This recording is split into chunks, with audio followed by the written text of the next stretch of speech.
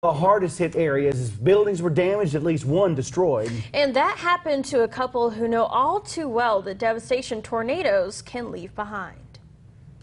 I couldn't believe it. Just over 40 years after Ken and Tony Jeton lost their Faith Village home in the '79 tornado, they could not believe another was heading straight for them. I couldn't believe it. I knew it.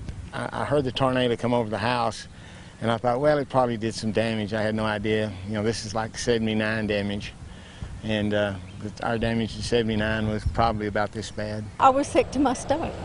This is the second time we'd gone through something like this, and I'm still sick to my stomach. It's hard to believe that, you know, Mother Nature can tear stuff up like this. Inside a building that once stood here, the Jeton's ability to crack and shell pecans. There's stuff in there. They're very, very, very, very, very heavy, and it's just gone. And huge trees, generations old, ripped out of the ground. Oh yeah, these trees were planted in 1928, and you know, you don't replace those very quickly. Right next door to Ken and Tony's main house sits another house. It's vacant, also theirs, and you can see it appears possibly the tornado threw a tree into the house, knocked it back away from the bricks. And if you look through this window, you can see that the roof was just ripped right off. In fact, back here, you can still see part of that tin roof and the trees out back.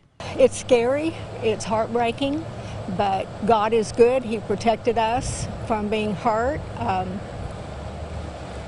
And I just believe that there's a reason for everything, and God protected us. The Jetons say once again, they'll simply pick it up, clean it up, and start again. Ken says it's going to be a challenge, but he hopes to have everything back into shape possibly in the next 6 months.